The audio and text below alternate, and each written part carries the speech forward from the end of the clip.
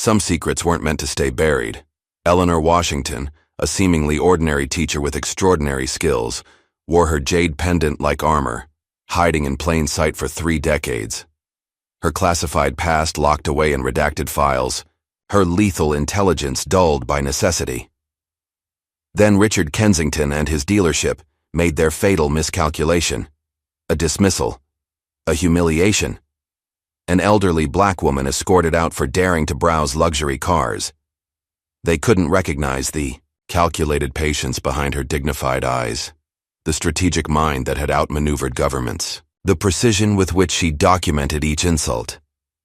Now the tactician resurfaces, as her estranged billionaire son returns, and a decades-old conspiracy unravels, the truth emerges. Eleanor Washington wasn't protecting herself from Kensington's network. She was protecting the world from what she helped create. Just before we get back to it, I'd love to know where you're watching from today, and if you're enjoying these stories, make sure you're subscribed because tomorrow's special episode is one you definitely don't want to miss. Eleanor Washington adjusted her worn but meticulously clean coat as she stepped off the city bus. At 72, her movements remained deliberate and dignified, despite the arthritis that had settled into her joints years ago. She touched the jade pendant hanging from her neck, a ritual that had brought her comfort for decades, before walking toward the gleaming glass facade of Prestige Motors. The dealership stood like a monument to wealth in downtown Atlanta, its showroom filled with vehicles that cost more than Eleanor's entire pension. Still, after 5 years of saving, meticulous budgeting, and foregoing small luxuries, she had finally accumulated enough for a sensible, reliable car. Her old Buick had finally given up 3 months ago, and the bus routes were becoming increasingly difficult to navigate with her condition. "Just remember who you are, Eleanor," she whispered to herself as she approached the entrance. "You have every right to be here." As she reached for the door, she noticed a man in a dark suit watching her from across the parking lot. Their eyes met briefly before he turned away, seemingly talking into his sleeve. Eleanor's posture stiffened. After all this time, they were still watching. She shouldn't be surprised. Inside, the showroom gleamed with polished marble floors and recessed lighting that made the vehicles shine like jewels. A young receptionist glanced up, her practiced smile faltering slightly as she assessed Eleanor's modest appearance. "Welcome to Prestige Motors," she said, her tone lacking the warmth it would undoubtedly hold for other customers. "Can I help you?" Eleanor stood taller. "Yes, I have an appointment with Sales Director Gregory Pierce." The lie slipped out easily, a small deception that felt necessary after being dismissed at 2 other dealerships last week. "Mr. Pierce?" The receptionist checked her computer screen with narrowed eyes. "I don't see an appointment," he assured me. "He would be available this morning," Eleanor said with quiet confidence. Perhaps it was entered incorrectly. The receptionist's smile tightened. "Mr. Pierce is in a meeting, but I can have Bradley assist you." Minutes later, a young man approached with the reluctant air of someone who'd drawn the short straw. His name tag identified him as Bradley Wilson, Junior Sales Associate. "Ma'am," he said, the word sounding more like an insult than a courtesy. "What exactly were you looking to see today?" Eleanor noted his dismissive tone, but maintained her composure. "I'm interested in the Aurora SE sedan. I've researched its safety features and fuel efficiency extensively." Bradley raised an eyebrow. "That's one of our mid-range models. Perhaps something more economical would be better suited to your needs." "The Aurora meets my requirements perfectly," Eleanor replied, unwrapping a folder from her purse. "I've prepared all my financial documentation and credit information." As she spoke, Eleanor noticed papers on a nearby desk, financial statements, with red figures that caught her attention. Years of scanning documents for hidden information had left her with the ability to absorb details quickly. The dealership appeared to be struggling, despite its opulent facade. "Let me show you our economy section first," Bradley suggested, ignoring her folder. Eleanor followed him past luxury vehicles, noticing how other salespeople engaged enthusiastically with well-dressed customers. As they walked, Bradley barely explained features, offering clipped responses to her knowledgeable questions about torque and engine capacity. You seem surprised by my questions, Eleanor observed. Bradley looked uncomfortable. Most customers are more concerned with color and entertainment systems. I taught automotive engineering to underprivileged youth after retiring from my main teaching career, she explained. A program that was mysteriously defunded 10 years ago, despite its success. Bradley seemed unsettled by this information, his eyes darting to a security guard near the entrance. Eleanor followed his gaze and noticed a wall of framed photographs. Behind the guard, one photo featured a distinguished gray-haired man receiving an award, surrounded by city officials. Her heart nearly stopped. Richard Kensington. The nameplate beneath the photo identified him as the owner and CEO of Prestige Motors. The same Richard Kensington whose son she had taught decades ago, and whose connection to her past went far deeper than a parent-teacher relationship. "Is that Mr. Kensington?" she asked, keeping her voice casual despite the surge of adrenaline. "Yes, our owner," Bradley replied. "He was named Businessman of the Year last year."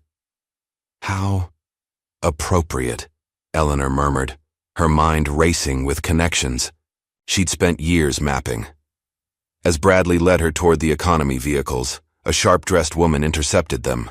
Her name tag identified her as Vanessa Mitchell, sales manager. "Bradley, I'll take over from here," she said with a tight smile. Then, to Eleanor, "I understand you're interested in the Aurora?" "That's correct," Eleanor confirmed, offering her folder again. "I've prepared all my documentation." Vanessa glanced at the paperwork, her eyes widening slightly when she saw Eleanor's name. Something like recognition and alarm flickered across her face. "Mrs. Washington, is it?" Vanessa's tone had shifted subtly. "Would you excuse me for just a moment?" Eleanor watched as Vanessa stepped away, making a phone call with her back turned. The conversation was brief but intense, with Vanessa glancing back at Eleanor several times. When she returned, 2 security guards flanked her. "Mrs. Washington, I believe there's been a misunderstanding," Vanessa said, her professional demeanor now icy. "We don't believe we have a vehicle that meets your needs today." "I disagree," Eleanor replied calmly. "The Aurora SE is exactly what I need, and I have the financial means to purchase it." "Nevertheless, we're going to have to ask you to leave," Vanessa insisted. "We have the right to refuse service." One guard stepped forward. "Ma'am, please come with us." "On what grounds?" Eleanor demanded, though she suspected this had nothing to do with car buying. Vanessa lowered her voice. "Protocol requires us to implement the Washington situation containment. Please don't make this difficult." The row. Words sent a chill through Eleanor. They knew exactly who she was. As the guards moved to escort her out, the main office door opened. Richard Kensington himself emerged, his commanding presence causing conversations around the showroom to quieten. His eyes locked with Eleanor's for a moment. Recognition, shock, and then cold calculation passing across his face before he deliberately turned away. "Make sure she doesn't come back," he instructed a security guard. "No exceptions." Eleanor maintained her dignity as they escorted her to the exit, keeping her back straight and her head high despite the stares from other customers. Decades of training had taught her how to hide emotions that might betray weakness. Outside in the bright sunlight, a young black woman approached. She was in her early 30s, professionally dressed, with intelligent eyes that assessed Eleanor's situation. Quickly, "Are you all right, ma'am?" she asked, genuine concern in her voice. "I'm fine, thank you," Eleanor replied, her instincts on high alert. This seemed too convenient. "I'm Zoe Taylor," the woman offered, extending a business card. "I teach at Westside." "Hi." Eleanor accepted the card cautiously. Turning it over, she found a handwritten note. "They did the same to my grandmother. We need to talk. It's bigger than you think." "Thank you, Ms. Taylor," Eleanor said neutrally, tucking the card away. "But I should be going." As Eleanor walked toward the bus stop, rain began to fall. She took a seat on the bench, the humiliation of the encounter washing over her along with the raindrops. Her phone buzzed with a text message. "Mom, I'll be in Atlanta next week. We should talk. It's been too long. Marcus." Eleanor stared at the message from her estranged son. 8 years of minimal contact, and now he wanted to talk. As she contemplated responding, a black sedan drove slowly past her bus stop, the driver watching her intently. Eleanor clutched her jade pendant, her mind racing with implications. After all these years, they're still watching, she whispered, to herself. Marcus picked a dangerous time to return. 30,000 feet above Tennessee, Marcus Washington reviewed classified documents marked with a faded green Project Emerald watermark. The private jet's cabin was silent except for the hum of engines and the occasional ping of incoming messages on his secure tablet. At 45, Marcus had built WashTech Solutions into a tech empire valued at over $50 billion. His innovations in artificial intelligence and quantum computing had revolutionized everything from healthcare to defense systems. To the public, he was an enigmatic genius who had emerged from nowhere to reshape the technological landscape. Few knew about his classified military background or the real reasons he'd walked away from it. "Mr. Washington, we'll be landing in Atlanta in 20 minutes, his assistant announced over the intercom. Marcus nodded, securing the documents in a briefcase with a biometric lock. As he removed his jacket to prepare for landing, the holstered gun beneath his arm became briefly visible, a reminder that his tech empire wasn't his only area of expertise. His mind drifted to the last time he'd seen his mother, 8 years ago, during a brief, tense Christmas visit. Before that, their relationship had already been strained for years, following their explosive argument when he was just 22. The memory surfaced vividly. Eleanor standing in their modest living room, tears streaming down her face as she held the military enlistment papers he'd hidden from her. "You can't do this, Marcus," she had pleaded. "This isn't just about college, this program. You don't understand what you're getting into." "How would you know?" he'd shot back, young and defiant. "You're just a teacher." Her expression had changed then, hardened in a way he'd never seen before. "I know more than you think. You're looking for your father. This isn't the way to find him." "You kept me from the truth my whole life," Marcus had accused. "Told me he was dead when I know that's not the whole story. I'm going to find him my own way." Now, approaching Atlanta, Marcus wondered if he'd made a terrible mistake. The information he'd uncovered in recent months suggested his mother had been right to warn him, and that there was far more to Eleanor Washington than he'd ever known. The jet landed smoothly at a private airfield outside Atlanta. A nondescript black SUV waited on the tarmac. Before heading to his mother's apartment, Marcus had the driver take him to a secure storage facility where he collected additional equipment and changed into clothes that would attract less attention in his mother's neighborhood. Eleanor's apartment building looked exactly as he remembered, a modest complex in a working-class neighborhood that had seen better days. Before approaching the entrance, Marcus conducted a subtle security sweep of the perimeter, noting security camera positions and potential exit routes, habits from his military days that had never faded. Near the building entrance, he spotted fresh cigarette butts on the ground, Marlboro Reds, the same brand favored by military contractors. Someone had been watching the building. Marcus pressed the intercom for apartment 3B. "Yes?" His mother's voice crackled through the speaker, cautious and measured. "It's Marcus." A long pause. "Come up."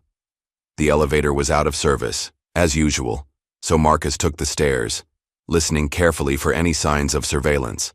When he reached the 3rd floor, his mother was waiting in her doorway, her expression unreadable.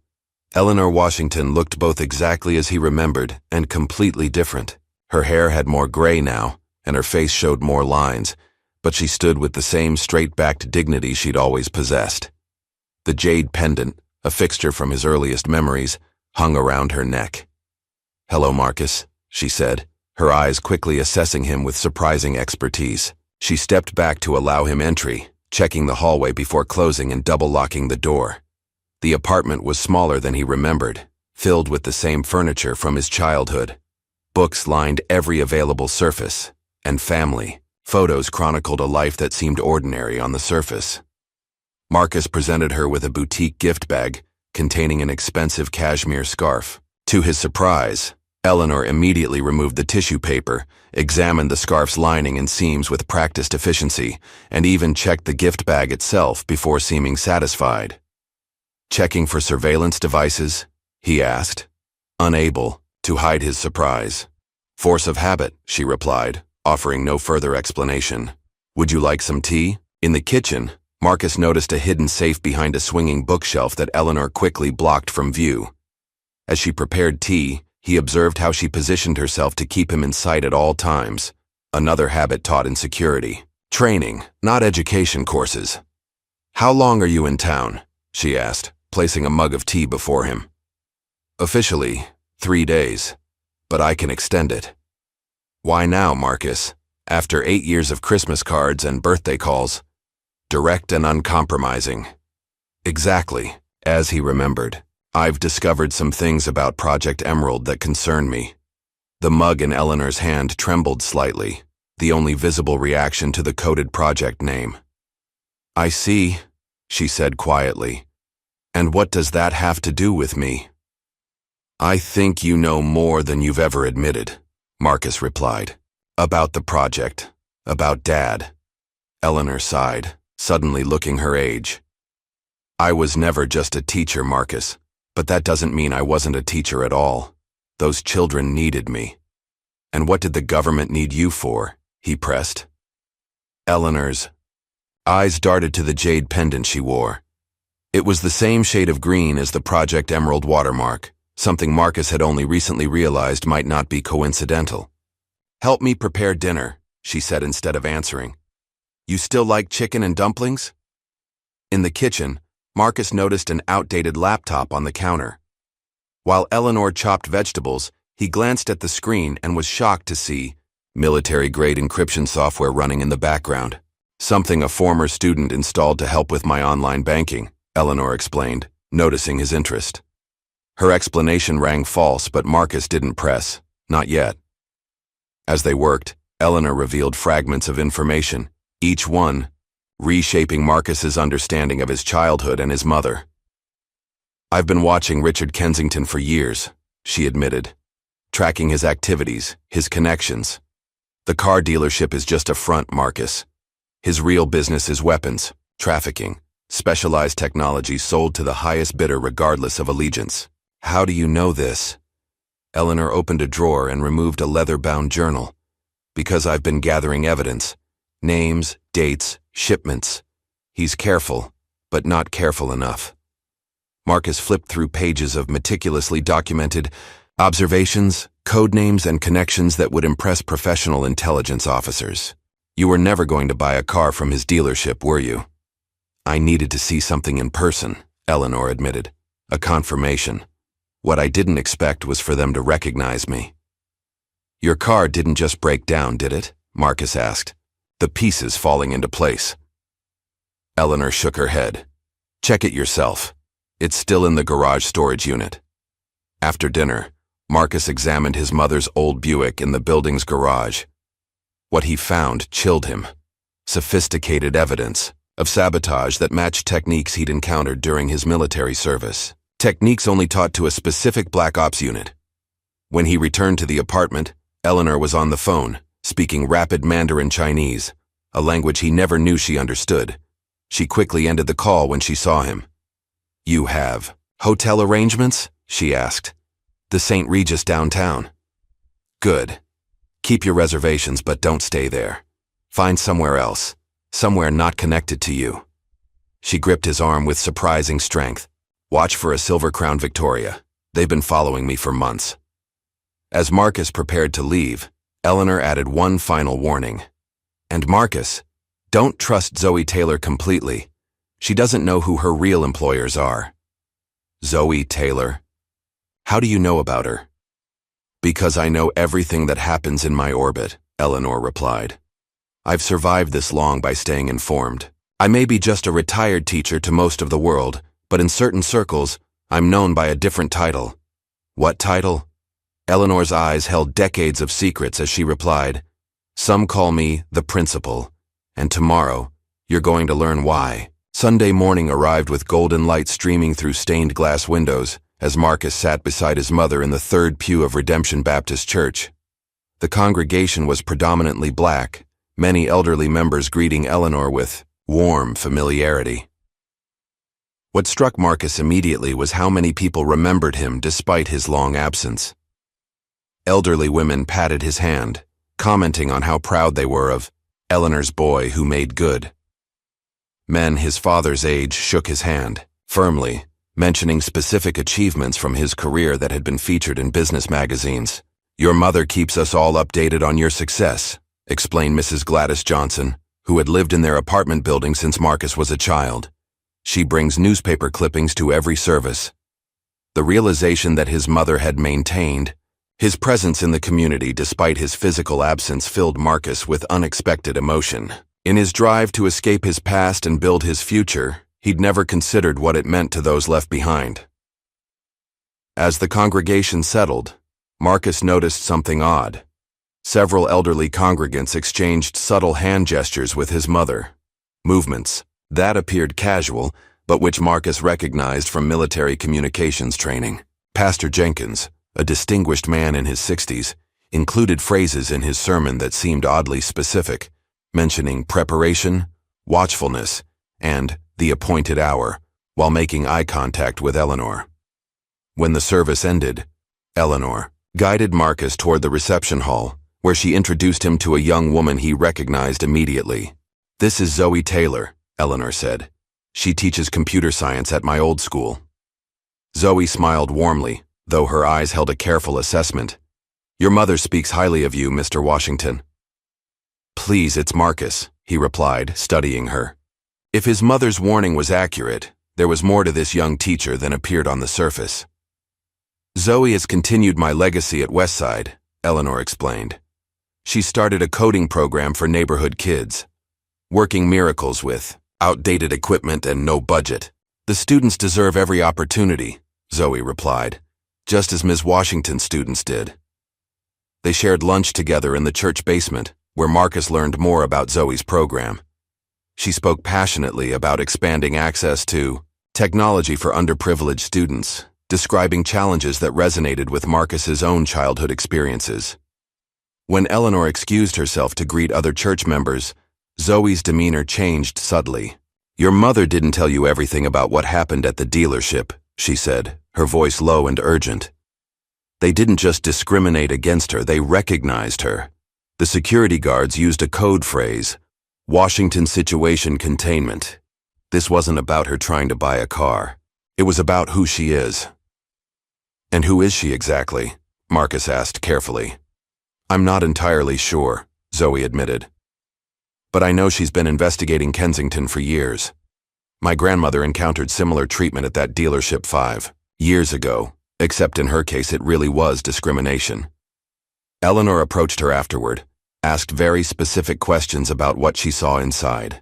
"Why are you telling me this?" "Because your mother is in danger," Zoe said simply, "and because I think you might be in a position to help her in ways I can't." When Eleanor returned, Marcus announced he was extending his stay in Atlanta indefinitely. The surprise on her face couldn't hide the relief underneath. Over the next 2 days, Marcus accompanied his mother through her daily routines, grocery shopping, volunteer work at the senior center, and medical appointments.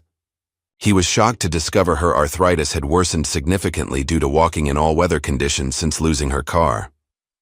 "A reliable vehicle would make a substantial difference in your quality of life," her doctor commented during her appointment. "The stress of public transportation in your condition is exacerbating the inflammation." Marcus also visited Westside High School, where Eleanor had taught for 30 years.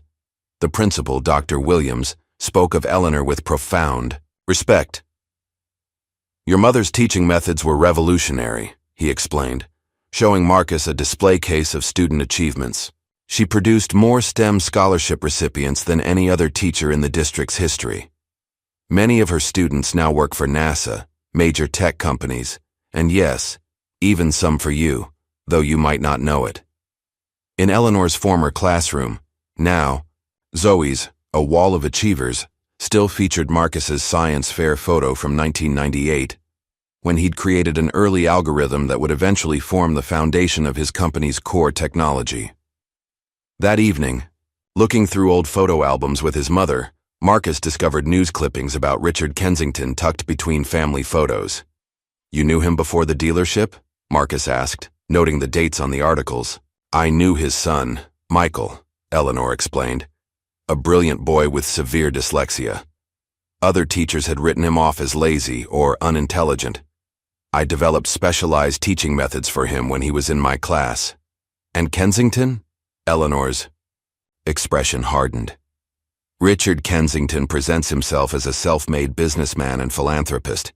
In reality, his wealth comes from selling military technology to whoever pays highest. Technology developed using research stolen from scientists like your father." The mention of his father hung in the air between them. "Is he alive?" Marcus finally asked the question that had haunted him for decades. Eleanor's fingers traced the jade pendant at her neck. "I don't know for certain, but I've followed every lead, every rumor for 30 years, and I believe, yes, I believe he is." Later that night, in his hotel room, Marcus made a secure call to his executive team. "I need everything you can find on Prestige Motors and its owner, Richard Kensington," he instructed. "Financial records, court cases, property holdings, political connections, and I need it by tomorrow morning." As he ended the call, Marcus stared at the city lights beyond his window. In just 3 days, his understanding of his mother, and possibly his father, had been completely upended. The straightforward discrimination case he'd initially imagined had revealed layers of espionage, corruption, and danger that stretched back decades. Whatever was happening centered around his mother's jade pendant and Project Emerald. And Marcus was now certain of one thing.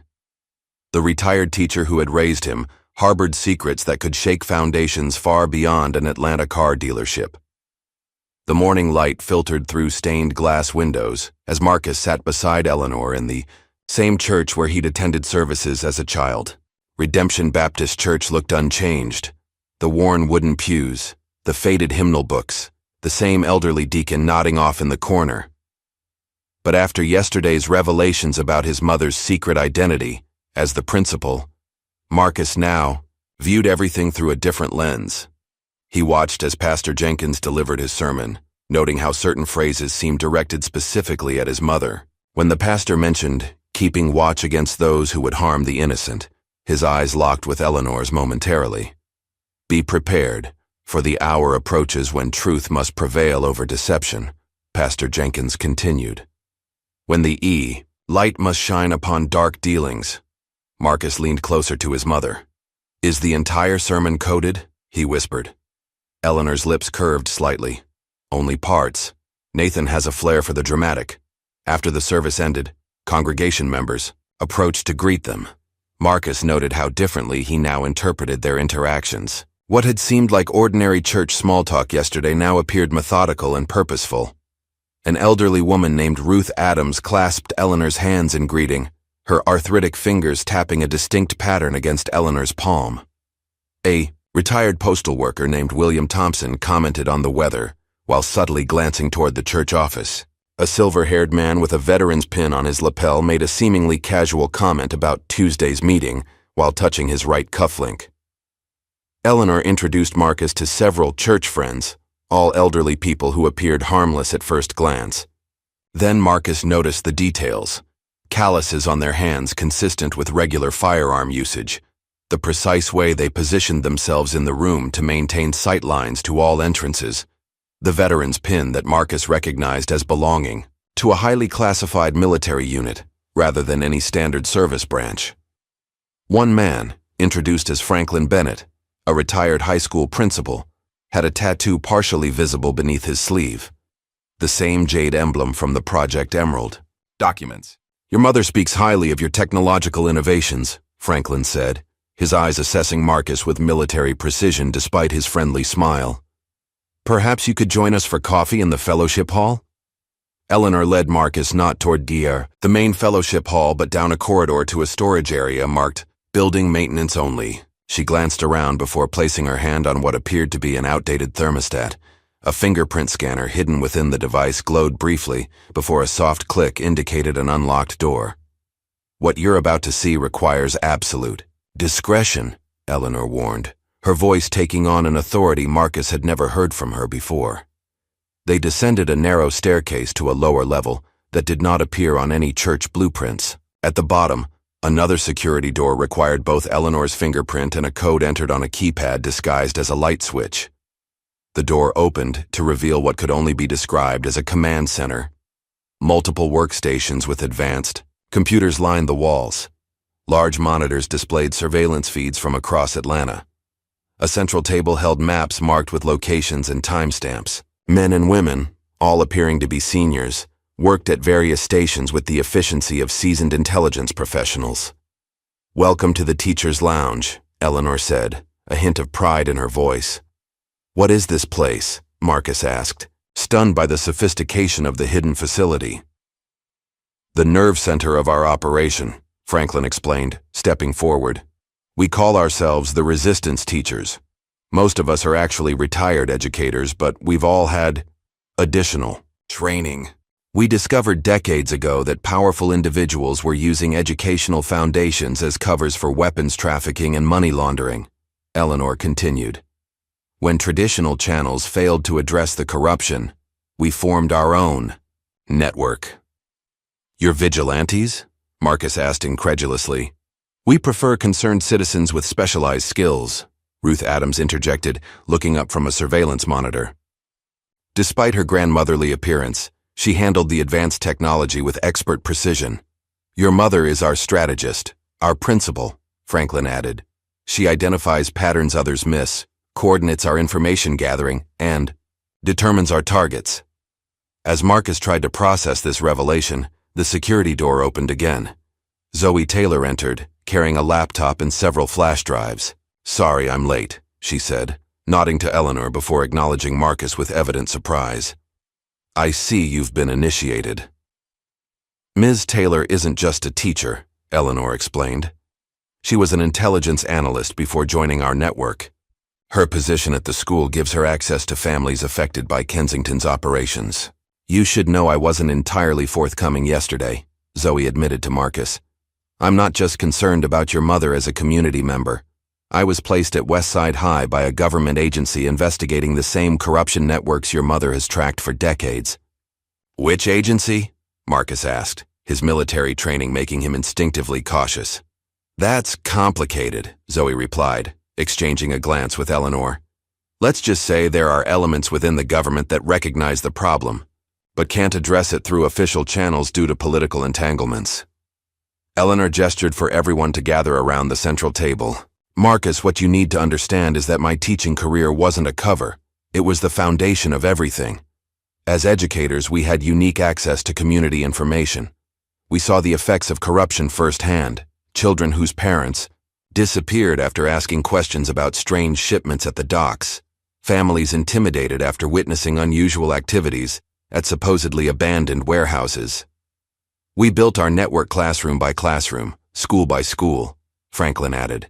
"Teachers are trained observers. We notice patterns, changes in behavior, inconsistencies, skills that translate remarkably well to intelligence gathering. But there's more to your involvement than professional concern," Marcus said to his mother, pieces falling into place. "This is personal for you," Eleanor's expression softened slightly. "Yes, it's time you knew the full truth." She took a deep breath. "I wasn't always a teacher, Marcus.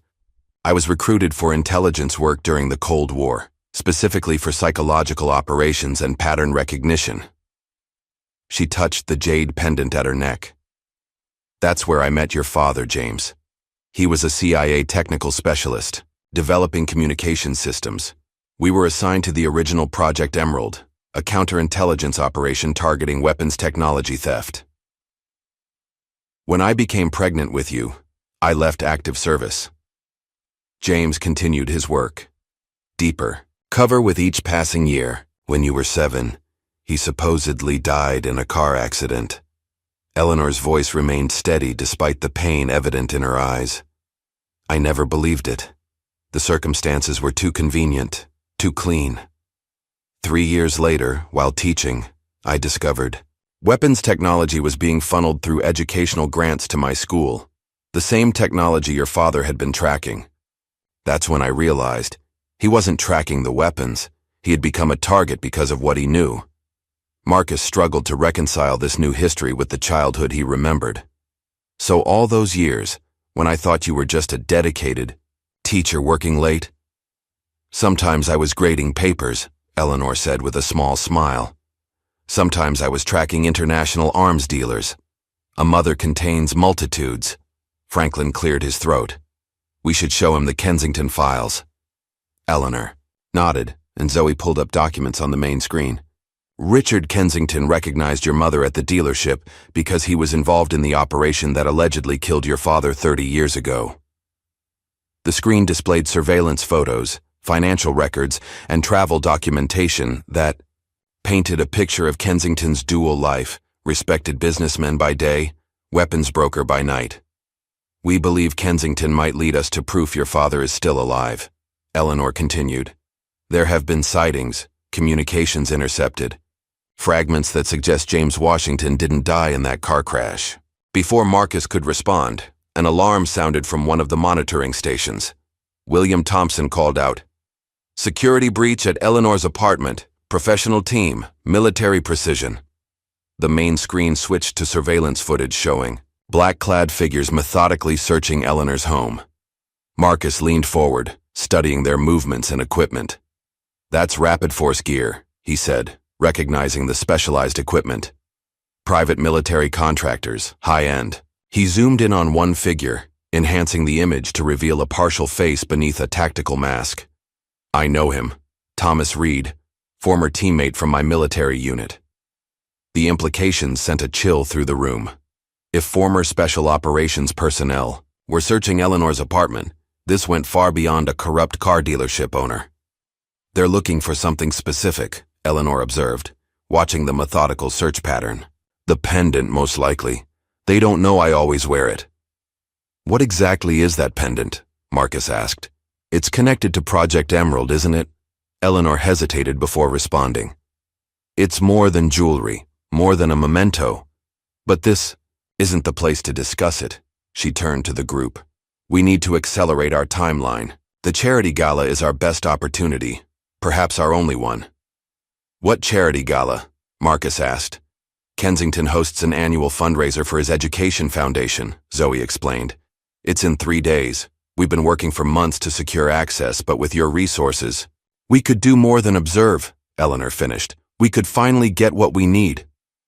Marcus noted the intensity in his mother's expression, a determination he'd never associated with the woman who had raised him. "You've waited decades for this opportunity."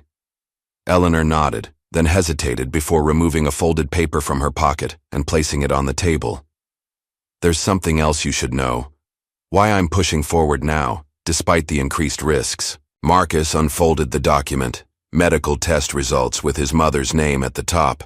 The diagnosis hit him like a physical blow. Stage 3 pancreatic cancer. Terminal. "How long?" he asked, his voice barely audible. 6 months. Perhaps less. Eleanor's voice remained steady. "I've kept it from the others.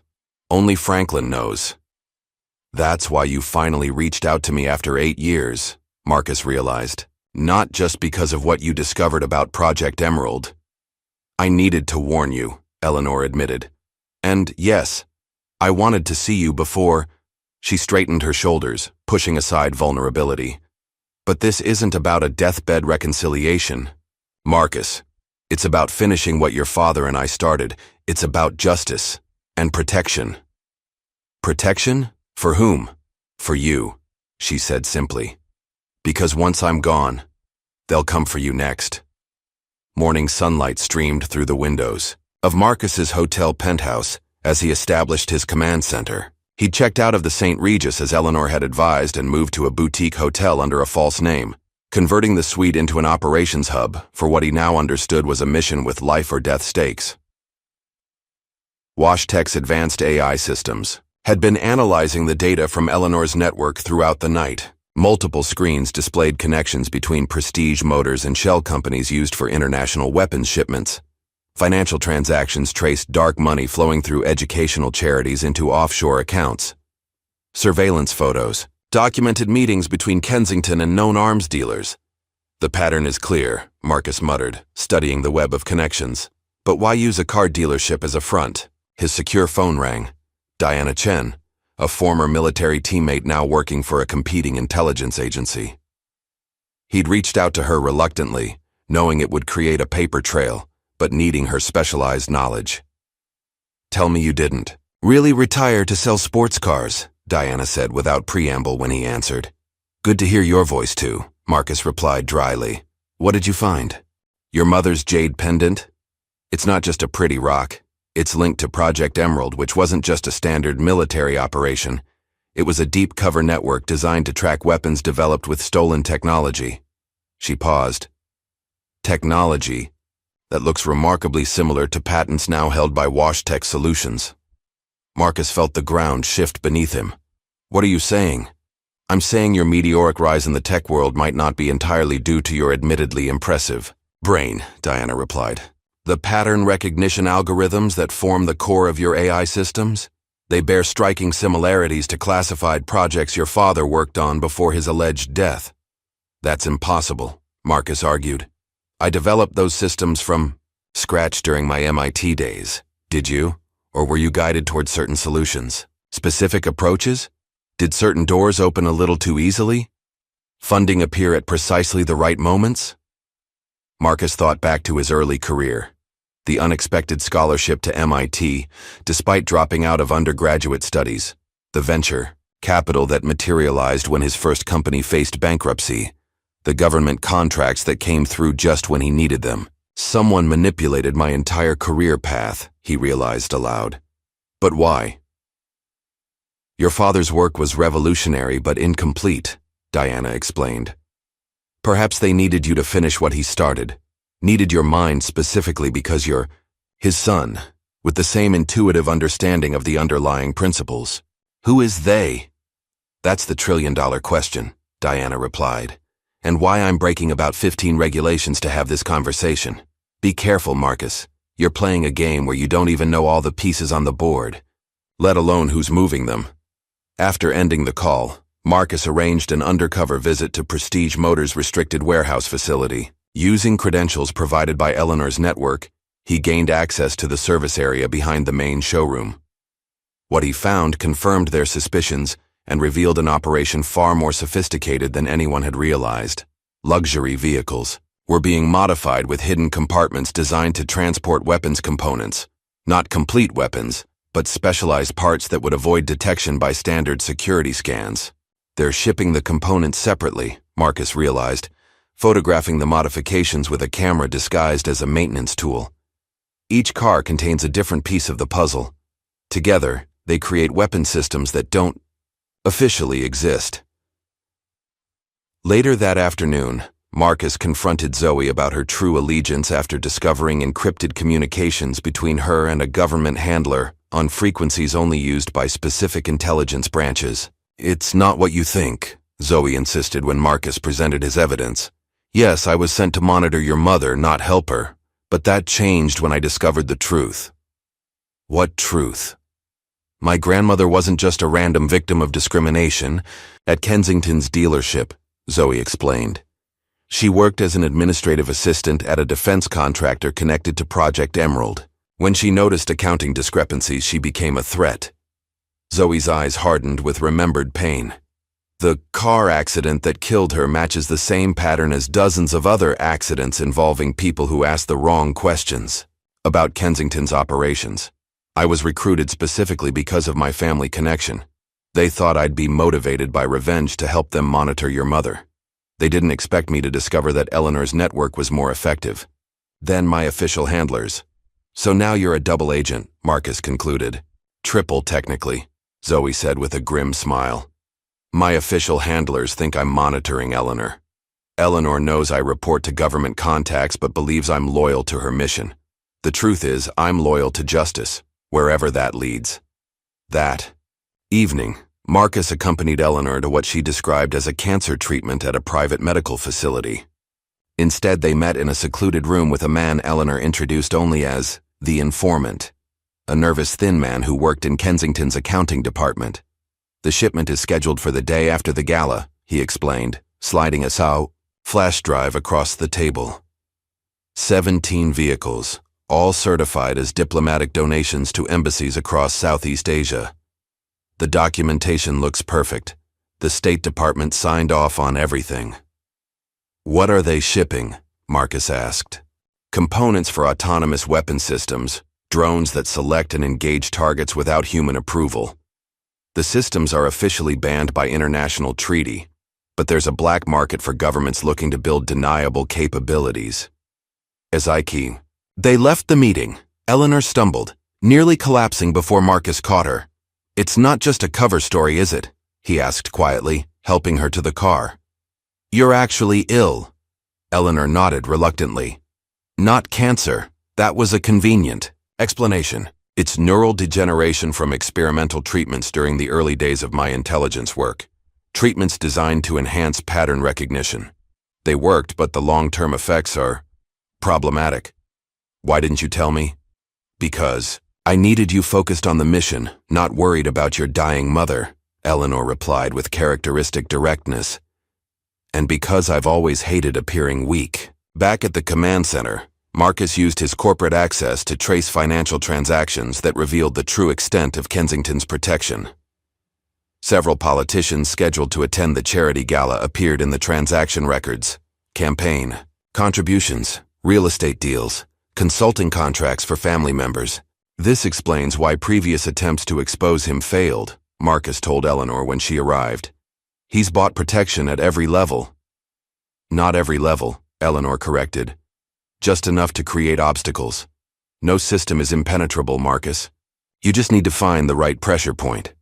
As Eleanor reviewed the financial data, Marcus discovered a hidden folder in her secured files. Surveillance photos that appeared recent despite their aged quality. The subject was a silver-haired man whose features, despite the decades that had passed, were hauntingly familiar. "You think he's alive?" Marcus said, not a question but a statement of dawning understanding. "My father. These photos were taken 6 months ago in Singapore," Eleanor confirmed. "The facial recognition match is 87% certain, accounting for age progression. If he's alive, where has he been all these years? Why didn't he contact us?" Eleanor's expression grew troubled. "That's what I've been trying to determine. The most likely explanation is that he's deep cover within Kensington's organization. If that's true, then exposing Kensington publicly could endanger him," Marcus finished, the implications hitting home. "Our entire plan would put him at risk." "Yes, which is why we need more than just evidence of Kensington's crimes. We need to understand the full picture before we act." Eleanor turned to face her son directly. "That's why you're going to infiltrate Prestige Motors tomorrow, not just to gather evidence, but to get close enough to Kensington to determine if your father is part of his operation." "And if he is?" "Then we adapt," Eleanor said simply. "We've waited 30 years for answers. We can wait a little longer to ensure we don't destroy what we're trying to save." The next morning, Marcus prepared for his undercover operation. Unlike his previous casual visit, this time he would present himself as what he truly was: a billionaire tech entrepreneur looking for luxury vehicles. The goal: to attract Kensington's personal attention and begin the game of cat and mouse that might lead to his father. As he adjusted his custom-tailored suit and checked the specialized equipment disguised as ordinary accessories, Marcus reflected on how completely his understanding of his life had shifted in less than a week. His estranged mother was a covert intelligence operative, battling a terminal condition. His presumed dead father might be alive and working undercover within a weapons trafficking network, and his own technological empire might have been built on foundations laid by unseen hands, guiding him toward completing his father's work. The realization was both disturbing and clarifying. For years, Marcus had defined himself in opposition to his mother, rejecting her modest educator's life for the high-stakes world of cutting-edge technology and billion-dollar deals. Now he understood that they had been engaged in the same fundamental work all along, just from different angles. "The car is ready, sir," his driver announced, interrupting his thoughts. Marcus nodded, mentally shifting into the operational mindset he'd learned during his military years. "Let's go shopping for some very expensive cars," he said with a tight smile, "and see what secrets we can drive home." Marcus Washington stepped out of his chauffeur-driven Bentley onto the gleaming pavement of Prestige Motors, a man transformed from the cautious son who had visited his mother days earlier. Today, he wore power like a second skin. His bespoke, charcoal suit, handmade Italian shoes, and subtle platinum accessories broadcasting wealth and influence before he spoke a single word. The glass doors of the dealership opened automatically as he approached. Inside, the showroom hummed with the quiet energy of luxury commerce, the soft lighting designed to make the vehicles gleam like jewels, the hushed conversations between salespeople and prospective buyers, the delicate clink of espresso cups from the customer lounge. Marcus paused, deliberately making himself visible while scanning the space. In his peripheral vision, he spotted a member of Eleanor's network, an elderly man disguised as a janitor, making his way toward the service department. Their timing was perfectly synchronized. A receptionist approached with a practiced smile. "Welcome to Prestige Motors, sir. How may we assist you today?" "I'm interested in expanding my collection," Marcus replied, his tone casual but carrying the unmistakable confidence of someone accustomed to being accommodated. "Perhaps something limited edition." Her smile widened as she recognized an opportunity. "Of course. Let me find our senior sales consultant for you." While waiting, Marcus allowed his gaze to wander across the showroom, mentally mapping security camera positions, staff movements, and access points. His military training had taught him to absorb such details automatically, cataloging potential threats and escape routes. "Mr. Washington!" The voice carried genuine surprise and excitement. Marcus turned to find Bradley Wilson approaching, his demeanor completely transformed from the dismissive attitude he'd shown Eleanor days earlier. Recognition was evident in the salesman's eyes, not of Marcus as Eleanor's son, but of Marcus Washington, tech billionaire and founder of WashTech Solutions. "I thought it was you," Bradley continued, extending his hand with an eager smile. "I follow your company's innovations closely. It's an honor to meet you." Marcus allowed a subtle pause before accepting the handshake, establishing dominance through the smallest of social cues. "You have the advantage of me, Mr. Wilson." Bradley Wilson, senior sales consultant. The promotion was almost certainly a lie, but Marcus noted it without comment. "What brings you to Prestige Motors today?" "I'm looking to upgrade my fleet," Marcus explained, allowing Bradley to guide him toward the showroom's most expensive section. "Both for personal use and corporate entertainment. I'm hosting international investors next month and want to make the right impression." Bradley launched into an enthusiastic presentation, describing engine specifications and luxury features with newfound attentiveness. As they walked, Marcus deliberately kept the conversation on the vehicles while observing Bradley's mannerisms. The salesman's body language revealed military training similar to his own. The balanced stance, the calculated hand movements, the constant environmental awareness. "This particular model includes our premium security package," Bradley was saying, indicating a sleek black sedan. "Bulletproof glass, reinforced panels, and communication systems that remain functional even in signal jamming environments. Unusual features for civilian transportation," Marcus observed casually. "Some of our clients have unique security concerns," Bradley replied with a knowing smile. After examining several vehicles, Marcus deliberately left his custom smartphone on the hood of a car while Bradley retrieved specification documents. As expected, the salesperson quickly examined the device when he thought Marcus wasn't looking. The phone's lock screen displayed a Bloomberg News headline: "WashTech's Marcus Washington finalizes $4.8 billion defense contract amid controversy over autonomous systems." When Marcus returned, Bradley's demeanor had shifted subtly, more deferential, but also more calculating. He was no longer merely a salesperson serving a wealthy client, but someone recognizing a potentially valuable connection. "Mr. Washington, perhaps you'd be interested in some of our more specialized options," Bradley suggested, lowering his voice. "We offer customization services for clients with particular requirements." "What kind of requirements?" Marcus asked, feigning innocent interest. "Enhanced storage capacity, modified navigation systems, diplomatic clearance packages." Bradley's eyes conveyed more meaning than his words. "Features that facilitate international operations without unnecessary complications." "Sounds intriguing," Marcus replied, "though I'd want to speak with someone who could provide specific details about these customizations." "Of course. Let me see if our sales manager is available," Bradley said, already reaching for his phone. Within minutes, Vanessa Mitchell appeared, her professional smile masking the same recognition Bradley had shown. "Mr. Washington, what an unexpected pleasure.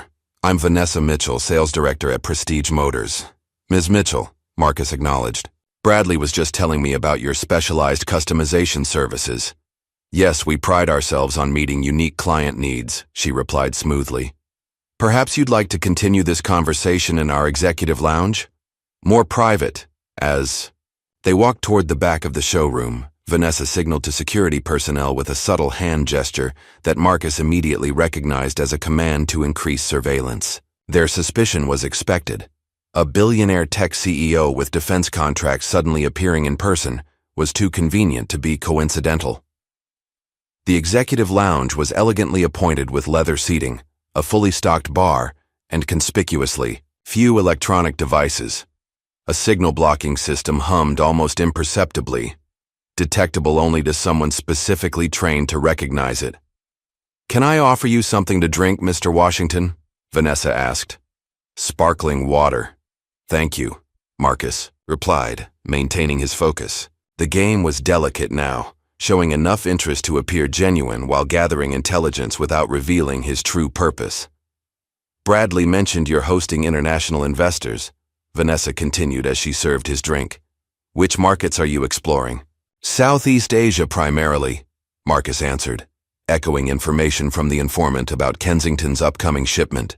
"Singapore, Malaysia, Vietnam, rapidly growing tech sectors with fewer regulatory hurdles than Europe." Vanessa's expression revealed nothing, but her eyes showed heightened interest. "Coincidentally, Mr. Kensington, our owner, has extensive connections in those markets. He's developed quite the expertise in navigating regional complexities." "Has he?" Marcus affected casual interest. "Perhaps I should speak with him directly. In my experience, the right introductions can be more valuable than any financial investment." Vanessa hesitated, assessing. "Mr. Kensington is quite selective about his meetings. However, given your position at WashTech and your focus on autonomous systems," she left the implication hanging delicately in the air between them. "I understand discretion," Marcus assured her, leaning forward slightly. "Some of our more advanced technologies face challenging regulatory environments. We're always interested in partners who understand the need for creative solutions." The bait was set. Marcus watched Vanessa process his statement. A tech billionaire, potentially willing to circumvent regulations, was exactly the type of contact Kensington would value. "Let me see if Mr. Kensington is available," she said finally, stepping outside to make a call. Alone in the lounge, Marcus activated a device disguised as a cufflink, scanning for surveillance equipment. The room contained 3 hidden cameras and 2 microphones, professional-grade equipment far beyond what a typical car dealership would install. When Vanessa returned, her demeanor had shifted subtly toward deference. "Mr. Kensington would be delighted to meet you. He's just finishing a call." Minutes later, Richard Kensington himself entered the room. In person, he was more imposing than his photographs suggested. Tall, powerfully built despite his age, with steel gray hair and penetrating blue eyes that assessed Marcus with unsettling thoroughness. "Marcus Washington," Kensington said, extending his hand. "Your reputation precedes you. Your work on quantum encryption has particularly caught my attention." The specific reference to Marcus's most classified work, technology not publicly associated with WashTech, confirmed Eleanor's suspicions about Kensington's high-level intelligence sources. "Mr. Kensington," Marcus replied, shaking his hand firmly. I'm surprised a car dealer would follow quantum encryption developments. Kensington smiled, revealing perfect teeth. I have diverse interests beyond automotive retail. Please call me Richard. As they settled into their seats, Marcus noted how Kensington positioned himself, back to the wall, clear view of the door, right hand unencumbered. The movements of a man who had spent decades in dangerous circles, not boardrooms. Vanessa mentioned you're preparing for meetings in Southeast Asia, Kensington began conversationally. Challenging markets for technology companies, particularly those developing systems with dual-use potential. The term dual-use, the official designation for technologies with both civilian and military applications, was another calculated reference to Marcus's classified work. Regulatory obstacles create inefficiencies, Marcus replied carefully. My investors expect returns, not bureaucratic delays. Indeed, Kensington agreed. I've found that the right introductions can help navigate such obstacles. I host a charity gala for my education foundation every year, happening tomorrow evening as it happens. Many influential individuals attend, including several with interests aligned with your Southeast Asian expansion. Sounds like an event worth attending, Marcus commented. Consider yourself invited, Kensington said smoothly. And feel free to bring a guest. Sometimes a fresh perspective can be illuminating. The conversation continued for nearly an hour, a sophisticated dance of implied offers and subtle probing. Kensington demonstrated unexpected knowledge about WashTech's government contracts and technical capabilities, testing Marcus's reactions with carefully phrased questions about private security applications and extrajudicial deployment scenarios. Marcus played his role perfectly, presenting himself as a brilliant innovator frustrated by government restrictions, a man potentially open to less regulated markets for his technology. Kensington took the bait, providing increasingly specific details about his consulting services for companies facing similar challenges. As their meeting concluded, Kensington personally walked Marcus to his car.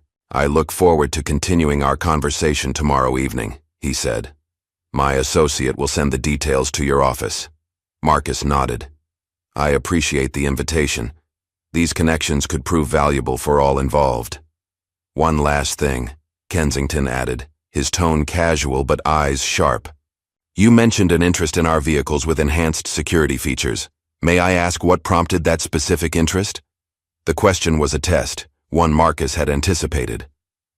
Recent developments in San Francisco, he replied smoothly. One of my lead engineers was targeted in what appeared to be a corporate espionage attempt. I prefer to take preventative measures. Kensington studied him for a moment before nodding, apparently satisfied. Wise approach. We'll have some suitable options prepared for your review after the gala. As Marcus's car pulled away from the dealership, he maintained his composed expression until they were several blocks away. Only then did he allow himself to breathe deeply, releasing the tension of the high-stakes performance. His driver, actually a security specialist from Eleanor's network, spoke without turning around. You got his attention. Yes, Marcus agreed. And his suspicion. He'll be running extensive background checks before tomorrow night. Our countermeasures are in place, the driver assured him. Any investigation will confirm exactly what we want them to see. Marcus's phone vibrated with an encrypted alert. Their operation had been compromised. Surveillance photos showed Eleanor being followed by an unmarked vehicle after leaving her supposed medical treatment. Change of plans, Marcus directed. Take me to Checkpoint Delta immediately. Checkpoint Delta, a safe house on the outskirts of Atlanta, was empty when Marcus arrived. Signs of a hasty departure were evident. A half-empty coffee cup still warm on the table, a computer screen still glowing. Following protocol, Marcus accessed the hidden compartment beneath the floorboards, retrieving a secure satellite phone. Eleanor's voice answered on the first ring. Our cover is blown, she said without preamble. The pastor has been compromised. Where are you? Secondary location with Franklin. Zoe was supposed to meet us but never arrived. A cold knot formed in Marcus's stomach. I'm going to find her. Marcus, it could be a trap. He ended the call, already moving toward the door. Using tracking software on his secure phone, he followed Zoe's last known coordinates to an abandoned warehouse in the industrial district. The building appeared deserted, but Marcus's military training detected subtle signs of recent activity. Tire marks in the dust, a security camera disabled rather than defunct, a door latch that had been recently forced and repaired. Moving silently, through the shadows, Marcus identified potential ambush points and mapped exit routes. The warehouse's main floor was empty, except for abandoned equipment, but a faint sound drew his attention to a side office. Inside, he found not Eleanor but Zoe Taylor, bound to a chair with professional restraints, her face bruised but her eyes alert. When she saw Marcus, her expression shifted from relief to panic. "It's a trap," she warned, her voice hoarse. "The pastor is working for them." Before Marcus could respond, an explosion of sound and light disoriented him. A flash-bang grenade, deployed from a hidden compartment. Training took over as he dropped to the floor, drawing the weapon concealed beneath his jacket. 3 attackers converged on his position, their movements revealing special forces training. Marcus disabled the first with a precision shot to the leg, evaded the second with a tactical roll, but the third managed to pin him momentarily before Marcus broke free using a counter technique from his military days. The brief combat ended, with Marcus using technology in his watch to temporarily disable the attacker's communications and night vision equipment, creating the disorientation he needed to free Zoe and escape. "Who sent them?" Marcus demanded as they reached his vehicle. "Kensington has a security division separate from his regular operation," Zoe explained, wincing as she settled into the passenger seat. "They made me when I was establishing surveillance. Points for tomorrow's gala." "How did they connect you to Eleanor?" "They didn't," Zoe said grimly. "They connected me to you. Someone has been monitoring your movements since you arrived in Atlanta." As they drove through back roads to avoid pursuit, Zoe revealed critical information. "Your mother's jade pendant. It's not just jewelry. It's a key to something Kensington has been searching for since your father disappeared." "A key to what?" "Secure server containing the complete Project Emerald archives," Zoe explained. "Your father built it as insurance before he disappeared. Documentation of every illegal weapons transaction, every compromised official, every covert operation Kensington was involved with. The pendant contains a physical authentication key that can't be duplicated or hacked." The revelation clarified everything: why Eleanor had been targeted, why Kensington had reacted so strongly to her presence at the dealership, why her apartment had been searched so thoroughly.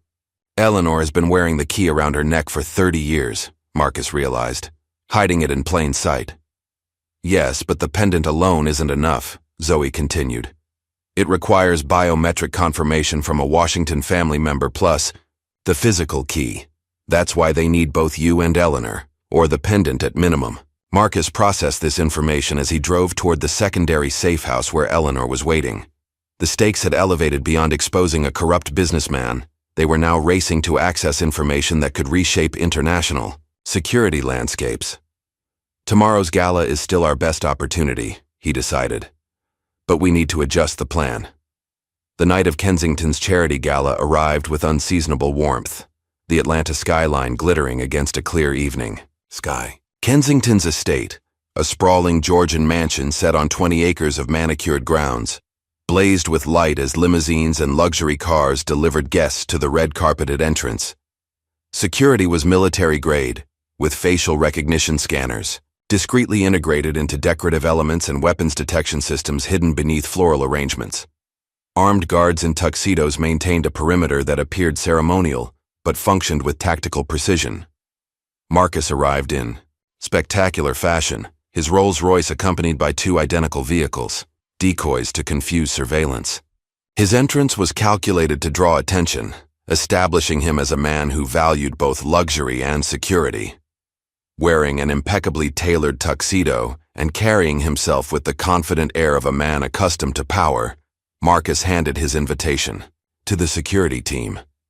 The advanced countermeasures Eleanor's network had established ensured his background check revealed exactly what Kensington expected to see: a brilliant, ambitious tech innovator with flexible ethical boundaries when it came to profit. "Mr. Washington," a staff member greeted him after security clearance. Mr. Kensington asked to be notified of your arrival. He'll meet you shortly. Meanwhile, please enjoy the reception. The grand ballroom had been transformed into a showcase of tasteful opulence. Crystal chandeliers, rare orchids imported from Southeast Asia, and priceless artwork temporarily installed for the evening. Waitstaff circulated with champagne and hors d'oeuvres, while a string quartet played softly in the corner. Marcus moved through the space with practiced ease, accepting a champagne flute and engaging in casual conversation with other guests while carefully noting the positions of Kensington's security personnel. Through a nearly invisible earpiece, he maintained contact with Eleanor's network, which had operatives positioned throughout the venue in various disguises. Eleanor is in position. Franklin's voice informed him discreetly. Waiting for your signal. Understood, Marcus murmured, his response concealed by raising his champagne glass to his lips. Kensington appeared at Marcus's side with the fluid movement of someone accustomed to controlling rooms. Mr. Washington, I'm delighted you could join us, he said, clasping Marcus's hand firmly. Come, there are several people you should meet. Over the next hour, Kensington introduced Marcus to various influential figures, politicians with oversight of defense contracts, regulators responsible for technology export approvals, and business people with suspicious connections to regions known for weapons proliferation. During these introductions, Marcus planted microscopic tracking and listening devices on key targets, the technology disguised as lint or dandruff that transferred during handshakes or casual contact. Your guest hasn't arrived? Kensington inquired eventually, his tone casual, but eyes watchful. She'll be joining us shortly, Marcus replied. She had a prior commitment. As they continued their circuit of the room, Marcus detected subtle signals. Among the security staff, hand movements and positioning shifts that suggested military coordination. One silver-haired security officer near the eastern exit used a distinctive finger tap pattern that Marcus recognized from his classified training, a communication method taught only to a specific Black Ops unit. The realization sent adrenaline coursing through him. Could his father really be here, hidden in plain sight as part of Kensington's security team? Before he could investigate further, a disturbance rippled through the crowd near the main entrance. Guests turned, conversations paused, and security personnel tensed as a new arrival commanded attention. Eleanor Washington entered the ballroom, transformed from the modest teacher Marcus had reconnected with days ago. She wore an elegant evening gown in deep emerald that complemented her silver hair, styled in a sophisticated updo that emphasized her regal bearing. The jade pendant hung prominently at her throat, its green surface catching the light with each dignified step she took. Kensington froze mid-sentence when he spotted her, recognition and shock flashing across his face before his practiced composure returned. The power dynamic in the room shifted instantly, with Eleanor's unexpected appearance creating a focal point that disrupted Kensington's careful control. Who is that woman? One guest whispered loudly enough for Marcus to hear. She carries herself like royalty. Marcus excused himself from Kensington's side, moving across the room to greet his mother as planned. You look stunning, he said sincerely, taking her hand and kissing her cheek. Thank you for the invitation, darling, Eleanor replied, her voice carrying just enough to be overheard by nearby guests. I hope I'm not too fashionably late. Marcus guided her through the crowd, aware of the calculated risk they were taking. Kensington would never believe this meeting was coincidental, but their plan depended on forcing him to react without creating a public scene. Richard Kensington, Marcus said as they approached the host. Allow me to introduce my mother, Eleanor Washington. Kensington's face betrayed nothing as he took Eleanor's extended hand, but Marcus noticed the slight tremor in his fingers as they brushed against the jade pendant. Mrs. Washington, Kensington said, his voice controlled. What an unexpected pleasure. Is it unexpected, Richard? Eleanor asked, her tone pleasant but eyes unflinching. I thought perhaps you recognized me at your dealership last week. The three of them stood in a triangle of tension, outwardly maintaining the appearance of polite social interaction while engaging in a dangerous exchange of subtle threats and counter-threats. I meet so many people in business, Kensington deflected smoothly. though I'm certain I would remember someone as distinguished as yourself." "How is Michael these days?" Eleanor asked, maintaining her pleasant smile. "I often think of him and how proud I was of his progress in overcoming his learning challenges." The reference to his son, and the implied reminder of Eleanor's connection to his family, caused a momentary crack in Kensington's facade. "He's well, an architect in Boston, now." "Wonderful. Children are our most precious legacy, aren't they?" Eleanor's hand moved to touch her pendant. "The gifts we pass to the next generation shape the future in ways we cannot always predict." Kensington's eyes narrowed slightly at the deliberate gesture. "Indeed. Though sometimes what we intend as gifts can become burdens if mishandled." The conversation continued in this vein, each statement carrying double meanings recognized only by the three participants while other guests circulated around them, oblivious to the life and death stakes beneath the social pleasantries. "I understand your foundation does remarkable work in education," Eleanor commented. "Project Emerald was particularly innovative, wasn't it? Using specialized technology to enhance learning outcomes in disadvantaged communities?" The code name, dropped into casual conversation, hit its mark. Kensington's composure cracked momentarily as he realized Eleanor wasn't merely investigating. She had been involved from the beginning and possessed insider knowledge he hadn't anticipated. "Perhaps we should continue this conversation somewhere more private," Kensington suggested, his voice lowered. "My study would offer the appropriate setting for such technical discussions."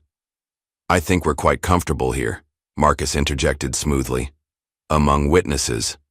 Eleanor's hand moved to her pendant again, but this time she pressed a hidden mechanism within the jade. Instantly, holographic evidence of Kensington's crimes projected onto nearby surfaces, financial records, weapon schematics, and surveillance, photos appearing on walls and columns throughout the ballroom. Simultaneously, Marcus activated technology that overrode the venue's security systems, locking down all exits while broadcasting evidence to law enforcement agencies and securing the digital records against deletion. Gasps and exclamations rippled through the crowd as guests suddenly found themselves surrounded by evidence of international arms dealing, political bribery, and assassination orders projected throughout the elegant space. "What is the meaning of this?" demanded a senator who had been pictured in one of the projected documents accepting payment from Kensington. Chaos erupted as Kensington's security team moved to neutralize the threat, but they were countered by Eleanor's network members revealing themselves throughout the crowd. The elderly teachers demonstrated combat skills that belied their apparent frailty, disabling younger opponents with precise efficiency. In the midst of the chaos, a silver-haired man approached Marcus from behind. Marcus sensed the presence and turned to defend himself, only to freeze in shock at the face before him. Older, weathered, but unmistakably familiar. The same eyes that stared back at him from his own mirror every morning. "Hello, son," said the man, after efficiently disabling an attacker moving toward Marcus. "Your mother and I have a lot of explaining to do." "Dad?" The word escaped Marcus's lips as a question, though the answer stood before him. Older, silver-haired, with lines etched into his face by decades of secrecy, but unmistakably James Washington. The same strong jaw, the same analytical eyes that Marcus saw in the mirror every morning. Around them, chaos continued to unfold. Kensington's security personnel struggled against Eleanor's surprisingly effective network of elderly operatives. Guests fled in confusion as holographic evidence of weapons deals and political bribes continued to project across the elegant walls of the ballroom. Through it all, father and son stood in a bubble of stunned recognition. "We need to move," James said, his voice deep and authoritative. "Kensington has a secondary protocol for situations like this." Before Marcus could respond, Eleanor appeared beside them, her expression complex. Joy at the family reunion tempered by the danger surrounding them. "The east exit," she said to James, falling into their old partnership with practiced ease. "The car is waiting." James nodded, guiding them through the confusion with the efficiency of someone who had navigated countless danger zones. He disabled 2 security guards with precise, economical movements that spoke of years of training and experience. They escaped, through a service corridor, emerging into the humid Atlanta night where a nondescript sedan waited with Franklin at the wheel. As they sped away from Kensington's estate, police sirens wailed in the distance, approaching the scene of the now exposed criminal operation. "We have 20 minutes before Kensington's contingency measures activate," James explained as they drove. "A safe house on the north side will give us enough time." The safe house turned out to be a modest cabin on the outskirts of the city, surrounded by dense trees that provided natural concealment. Inside, sophisticated communications equipment and security systems belied the rustic exterior. As Franklin secured the perimeter, the Washington family found themselves alone together for the first time in 30 years. The weight of unspoken questions filled the room like a physical presence. "You're alive," Marcus finally said, his voice caught between accusation and wonder. James nodded slowly. "At great cost, yes." "Why?" The single word carried decades of abandonment and confusion. James exchanged a glance with Eleanor before answering. "It's a long story, son. One that begins before you were born, with Project Emerald." "The weapons tracking operation," Marcus said, recalling the fragments of information he'd gathered. "That was only part of it," Eleanor interjected, removing her jade pendant and placing it on the table between them. Project Emerald began as a psychological research initiative during the Cold War, studying how certain minds process pattern recognition differently. "Your mother was one of the subjects," James continued. "Her natural abilities were exceptional. She could identify connections and predict outcomes that computer systems couldn't match. The intelligence community recognized the potential applications." Immediately, Eleanor's fingers traced the jade pendant. "They developed experimental treatments to enhance these abilities, treatments that worked but came with long-term neural consequences." She tapped her temple. "My current condition is the result." "I was a systems engineer," James explained, "assigned to develop technology that could replicate these pattern recognition capabilities. The goal was to create predictive systems for tracking weapons development and proliferation. But the technology had other applications," Marcus realized, pieces falling into place. "Applications beyond weapons tracking," James nodded grimly. "The algorithms could predict human behavior with disturbing accuracy, identifying potential dissidents before they acted, anticipating market fluctuations, manipulating public opinion through targeted information deployment. When we discovered the true scope of how our work would be used," Eleanor continued, "we tried to shut it down through official channels, but certain elements within the government had already recognized its potential for domestic surveillance and control.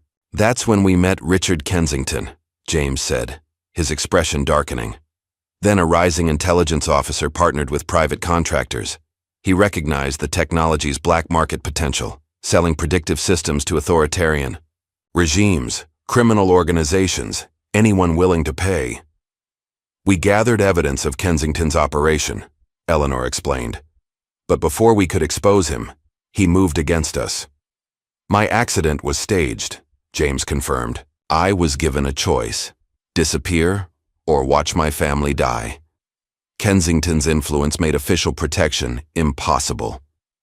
"So you became a ghost," Marcus said, understanding dawning. "And infiltrated his organization." "Yes.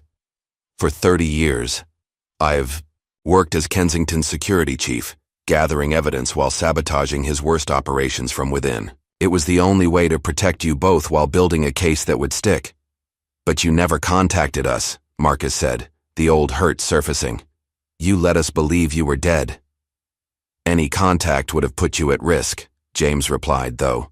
The pain in his eyes suggested the decision had cost him dearly. "But I watched over you from a distance. Your scholarship to MIT, your first venture capital funding, the government contracts that launched WashTech. I made sure those doors opened." Marcus felt the ground shift beneath him. "You've been manipulating my entire career?" "Guiding, not manipulating," Eleanor corrected gently. "We needed you to develop the technology in the right direction, ethically, responsibly, something Kensington would never allow. The algorithms that form the foundation of your AI systems," James explained, "are evolved versions of what I designed decades ago, influenced by your mother's cognitive patterns. You rebuilt and improved what I started, but with a crucial difference. Your systems prioritize human welfare in their core. Programming.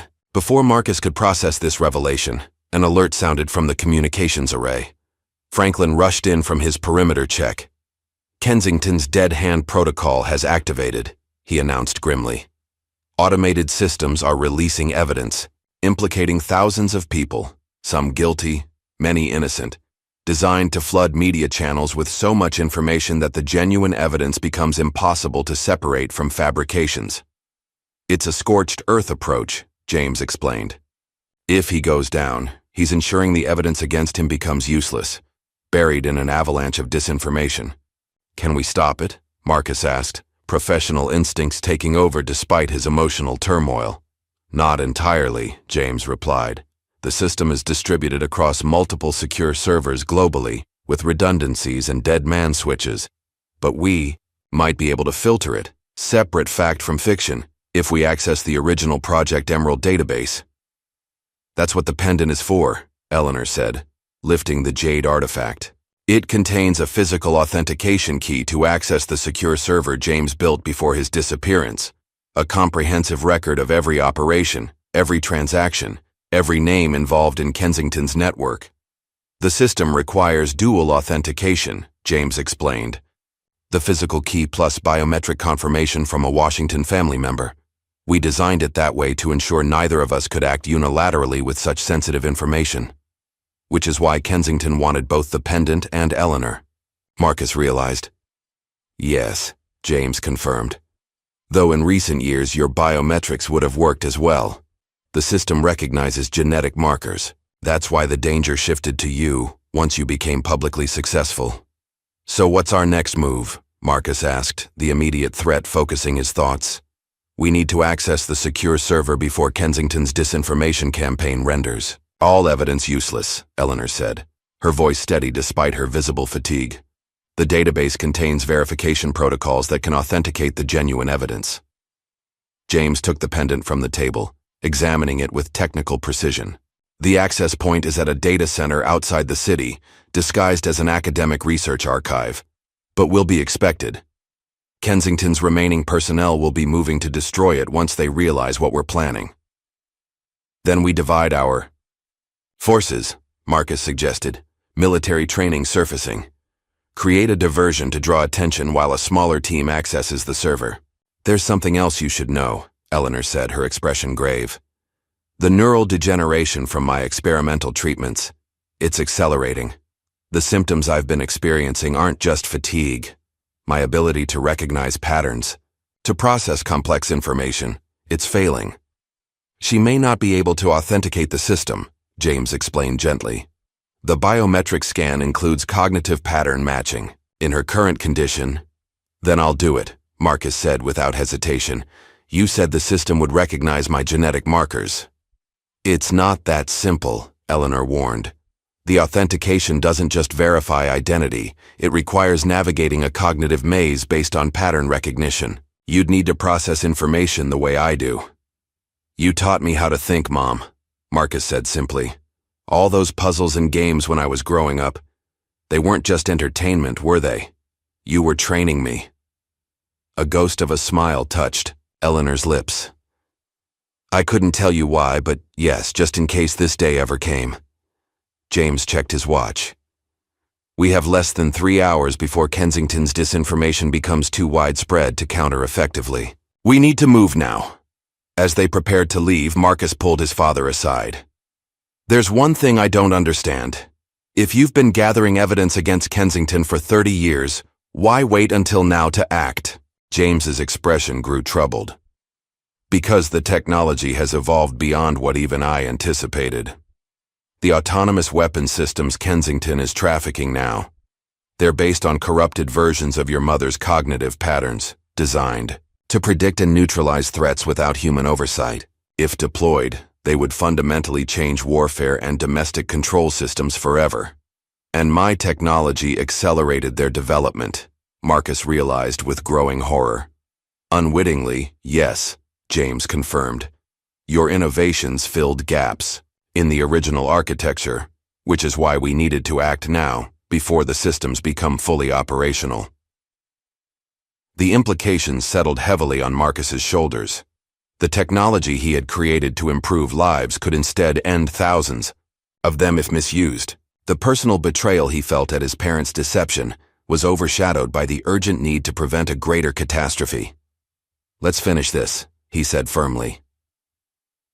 An hour later, they approached the nondescript office building housing the data center. The structure's unremarkable exterior concealed one of the most secure private servers in the country, hidden in plain sight among academic research archives and corporate data storage. Their plan was precise. Franklin and Zoe would create a diversion at Kensington's main office across town, drawing security resources away from the data center. Meanwhile, the Washington family would access the server using Eleanor's pendant and Marcus's biometric authentication.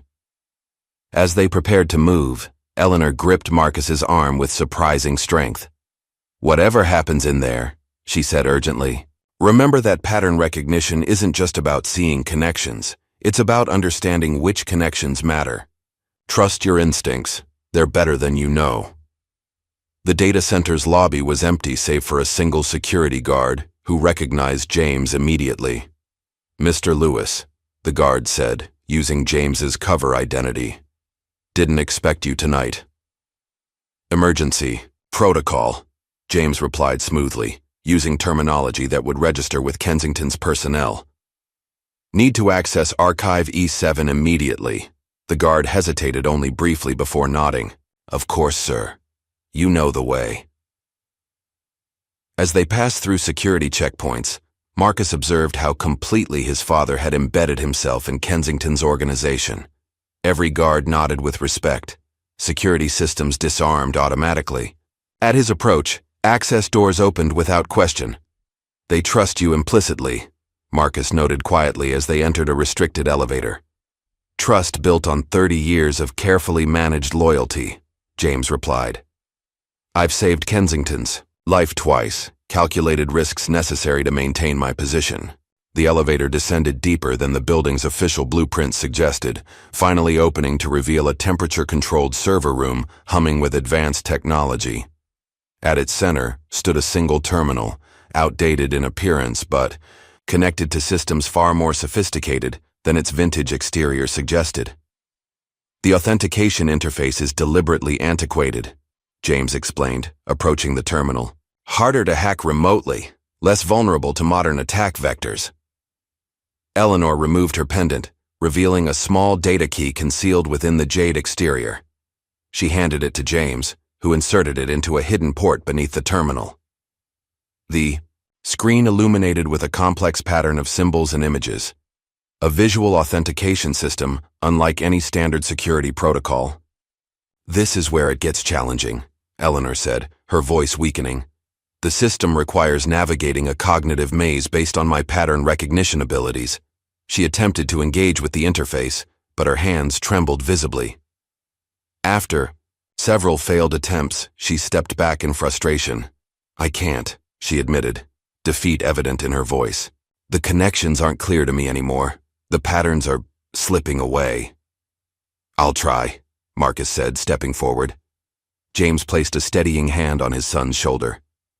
"The system will scan your retinal patterns, brainwave frequencies, and response times. It's looking for specific cognitive processes, the same ones your mother demonstrated during the original Project Emerald experiments." "What if I fail?" Marcus asked. "Then we lose our best chance to counter Kensington's disinformation," James replied honestly.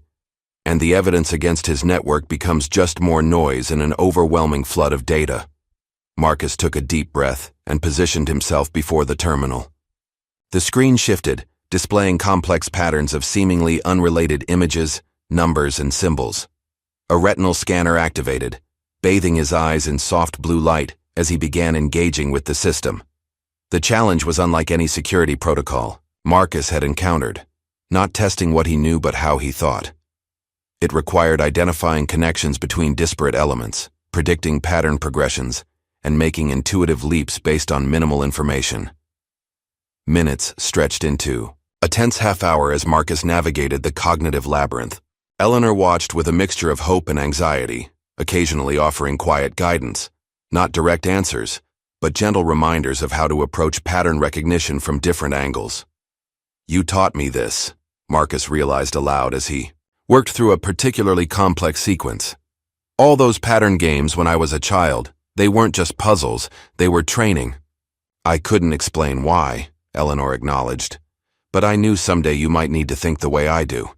It was the only way I could prepare you without putting you in danger." As Marcus approached the final authentication sequence, alarms suddenly blared throughout the facility. "Security breach at the main entrance," James announced, checking his phone. "Kensington's recovery team. They've realized what we're doing." "How much time do we have?" Marcus asked, not looking away from the terminal. "Minutes at most," James replied, drawing a concealed weapon. "Finish the authentication. I'll hold them off as long as possible." "James." "No," Eleanor protested. "We just found each other again." A lifetime of unspoken emotion passed between husband and wife in a single look. "30 years ago, I disappeared to keep you both safe," James said quietly. "Some prices are worth paying twice." Before Eleanor could object further, James moved to secure the entrance, positioning himself to create a choke point that would delay any intruders. "Mom, I need your help with this final sequence," Marcus called urgently. "The pattern isn't resolving." Eleanor forced herself to focus, analyzing the complex visual puzzle displayed on the screen. "It's not about what you see," she said after a moment. "It's about what's missing. The gaps in the pattern are as important as the elements themselves." With this insight, Marcus identified the solution, completing the authentication process. Just as gunfire erupted in the corridor outside, the terminal screen transformed, displaying a comprehensive database of Project Emerald, decades of intelligence on weapons trafficking networks, compromised officials, and technological specifications. Most critically, it contained verification protocols that could authenticate genuine evidence against Kensington's network while identifying the fabricated disinformation being released through his dead hand protocol. "We need to transmit this to Franklin's secure channels," Eleanor said, connecting a device to the terminal. "It will provide verification keys for law enforcement and intelligence agencies to separate fact from fiction in the evidence flood."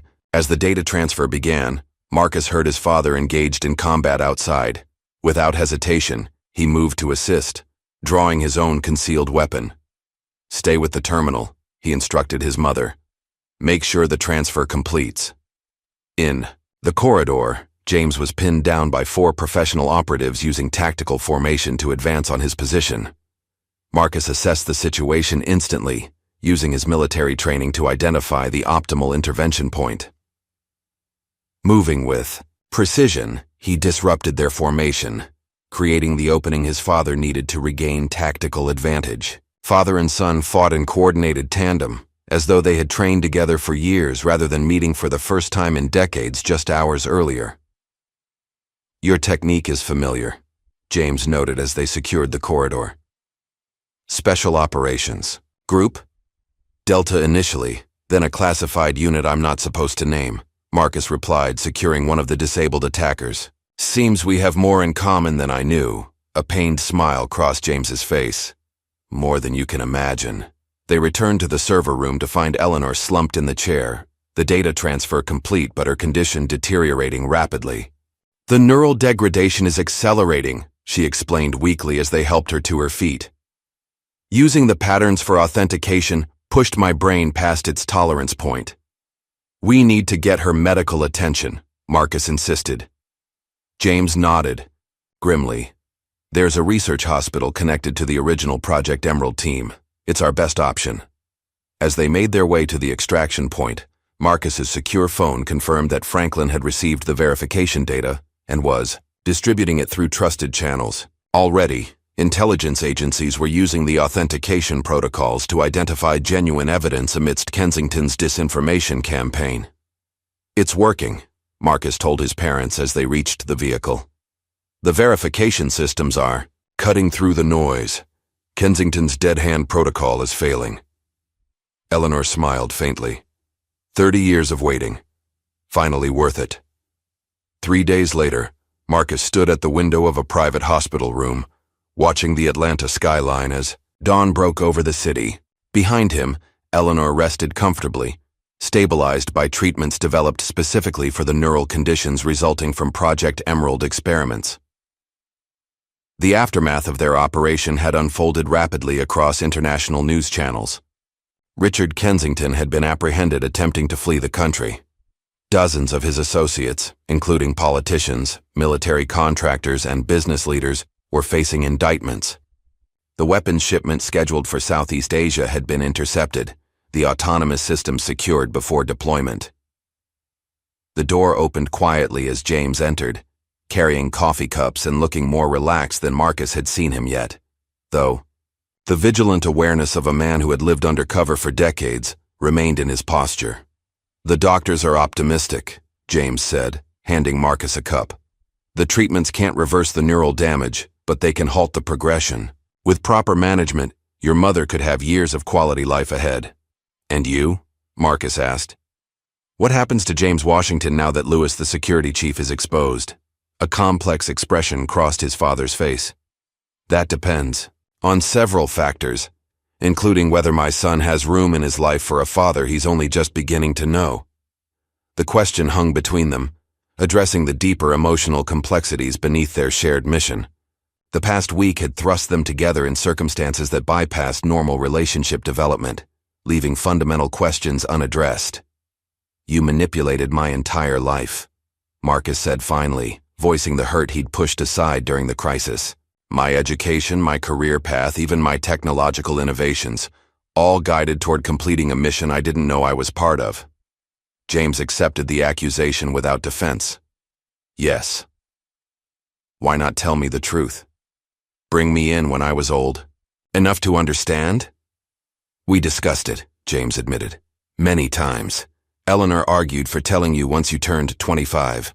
I insisted the risk was too great. That knowledge would make you a target before you had the resources to protect yourself." He set down his coffee cup, facing his son directly. "I told myself I was protecting you, but the truth is more complicated. The longer the deception continued, the harder it became to imagine a way back." "How do you tell your son you've been alive and watching from the shadows for decades? That his achievements were partially orchestrated? That the father he grieved was a lie? So instead you let me believe you were dead while steering my life from a distance?" "Yes," James acknowledged simply. "It was unforgivable, even if the intentions behind it were protective. I won't ask for forgiveness, Marcus, but I am asking for a chance to know my son as he actually is, not through surveillance reports and career milestones, but as a person." Before Marcus could respond, a weak voice called from the hospital bed. "You two realize I can hear you, right?" Eleanor said, her eyes open but tired. "Covert operatives should really learn to whisper." Both men moved to her bedside, their personal reckoning temporarily set aside. "How are you feeling?" Marcus asked, taking her hand. "Like someone used my brain for target practice," she replied with a hint of her characteristic directness. "But still thinking clearly enough to tell you both to stop dancing around the real issue." She looked between her husband and son with the penetrating gaze that had identified patterns others missed for decades. "We all made choices we believed were necessary. We all kept secrets we thought were protective. And we've all paid prices for those choices that can't be measured." Eleanor gripped Marcus's hand with surprising strength. "What matters now isn't assigning blame for the past. It's deciding what we build with the future we've managed to secure." "Always the teacher," James said softly, genuine affection in his voice. "Someone has to be," Eleanor replied with a weak smile. "You two would overthink yourselves into paralysis otherwise." The moment was interrupted by a knock at the door. Zoe Taylor entered, carrying a secure tablet. "Sorry to intrude," she said, nodding respectfully to Eleanor. "But there's something you all need to see." She placed the tablet on the bedside table, displaying news coverage of the unfolding Kensington investigation. The focus had shifted from the weapons trafficking operation to the technology behind it. Specifically, the autonomous systems based on Eleanor's cognitive patterns. "Multiple governments are now racing to develop similar technology," Zoe explained. Kensington's operation exposed what was possible, and now everyone wants their own version. Out of the frying pan, James muttered grimly. This was always the greater risk, Eleanor noted. Not just Kensington's operation, but the proliferation of the technology once its capabilities became known. Marcus studied the reports, his mind racing through implications. We stopped one private weapons dealer, but we've triggered a government-level arms race for predictive autonomous systems. What do we do now? Zoe asked, looking between the three Washingtons. Marcus met his parents' eyes, seeing in them the same determination that had sustained their 30-year mission. In that moment, something shifted between them. Not forgiveness exactly, but understanding.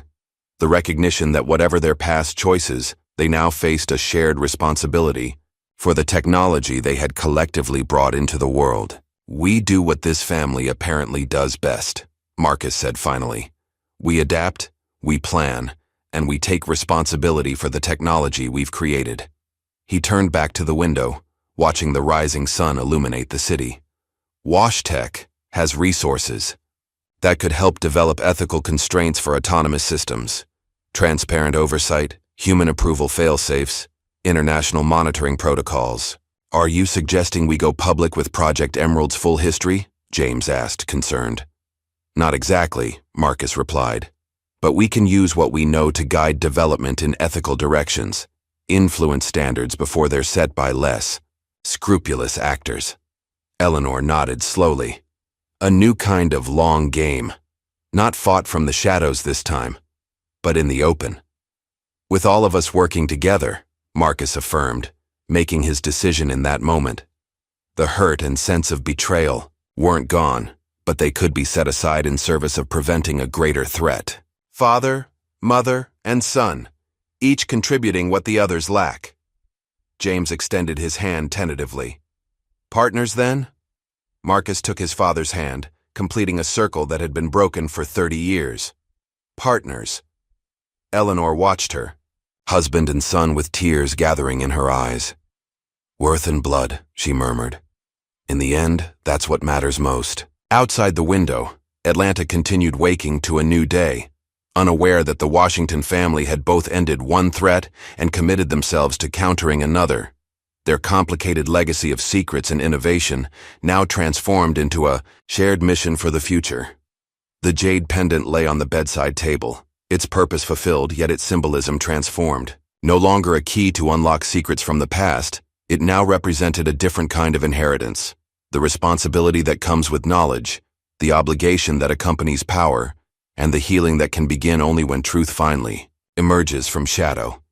What price would you pay for justice when the system itself is corrupted? Where is the line between vengeance and necessary correction?